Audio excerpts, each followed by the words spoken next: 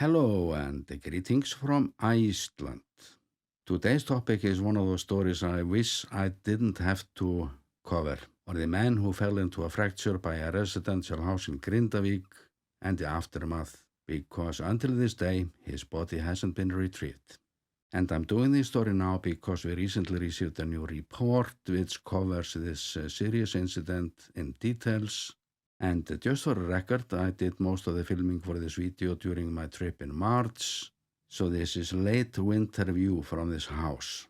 And I shot a few additional clips during my last trip in July. And the rest of the footage is from my film stock that goes back to the first eruption.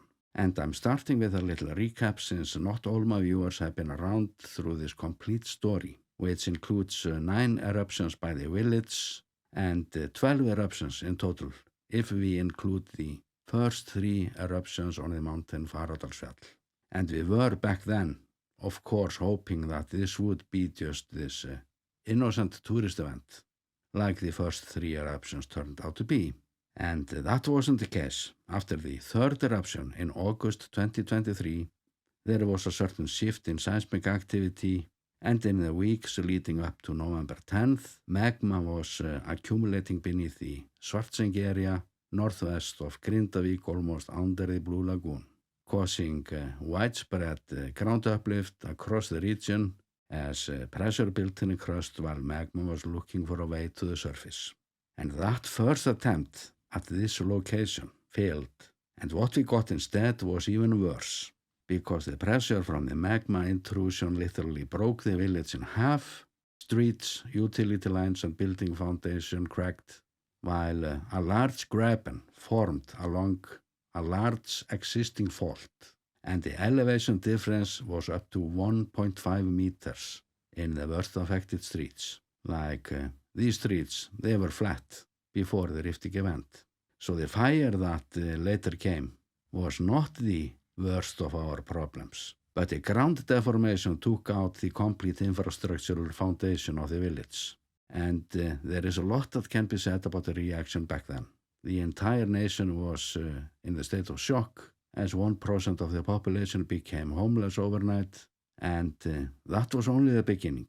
It is, however, a part of the Icelandic mentality to act, to do something right away, get the shovel and start working. And that brings us to the story of Ludwig Pétursson. He was working for a local contractor who got the assignment from the Icelandic Natural Disaster Insurance Fund to fill a large fracture that had emerged beside this residential house. The job request was issued through an engineering firm, which states that it was set as a condition that employees would stay in the machines, and the original plan was to use a tractor-mounted vibrating plate, like they had been using the days before in similar tasks. But that day they had some problems with the tractor, so instead they used a little soil compactor. And as they were about to finish to fill this fracture, they noticed that the ground gave in a little bit, which is normal to some extent.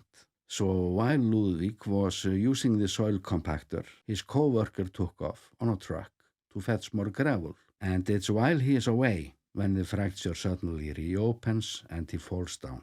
The contractor denies having received instructions about what kind of machinery was allowed, and the engineering firm knew about the problem with the tractor-mounted vibrator. But there was no paperwork behind this, just a plan to do the job. And somewhere on the way, someone made a terrible mistake. And we have seen the whole pecking order been pointing fingers ever since.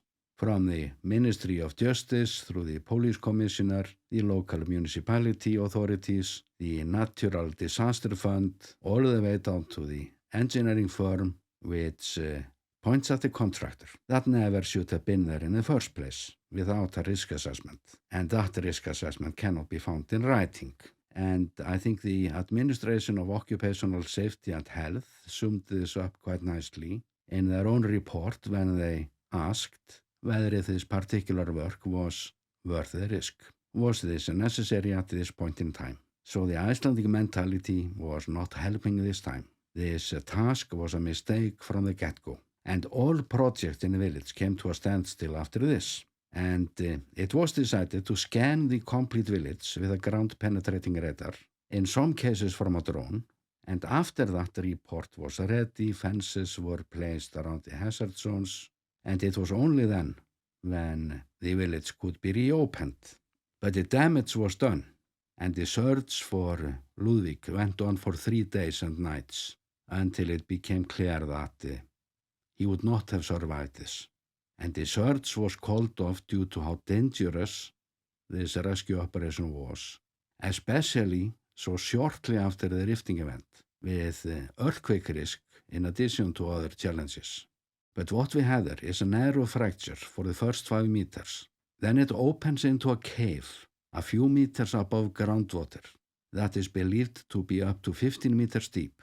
And the search was conducted by the most experienced rescue teams and members of the police special forces, so they tried just about everything humanly possible back then. But sadly, his body was never found. His relatives have, however, never given up hope to find his body and give him a proper burial. But they met with a system, and the first problem was getting a death certificate, and the recovery of his body has been a system battle ever since. Pictures show the soil compactor at a depth of 13 meters. The cave itself, it has solid walls, and it's likely a formation that existed before this event. But according to the information we have now, it is the Ministry of Justice that is preventing this project. They lost their guts somewhere on the way. I do, however, feel as it is the work of the local search and rescue teams to decide what is acceptable risk or not.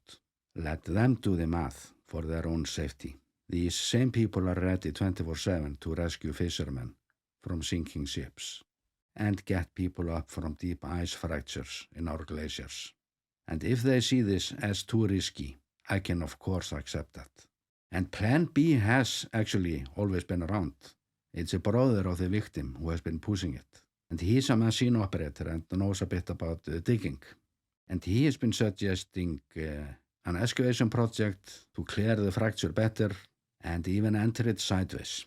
And there might even be a Plan C, which would involve foreign rescue companies with experience in complex projects like this. But the project is stuck in a scared system. It's the same system that was too scared to evacuate the village on November 10th, 2023, despite clear recommendations from our experts. This system is too scared to deal with the consequences of this mistake and to do the family justice. So in my opinion, this is a bit about the lack of guts. And then we have the legal issues. The ground-penetrating radar that was only used after this incident should have revealed this cavity, and this was all just a terrible, terrible mistake. 5 individuals have currently a suspect classification, but no charges have been issued. The most frustrating part is, of course, that no one is showing accountability, which further undermines the trust in Icelandic institutions. But a punishment by law, or the lack thereof, is not the biggest problem. And I don't think that Icelanders are in general waiting for a chance to grill someone for this. We just want those involved to come clean about this so we can learn something. And as for the report I mentioned, the conclusion is twofold. On the one hand, much has been done with integrity, under huge pressure and unprecedented circumstances. But on the other hand, there is a lack of clearer administration, like more formal procedures and better recording of decisions. And this issue is a bit Iceland in a nutshell. I often complain about too much bureaucracy, and this issue arose perhaps due to the lack of bureaucracy.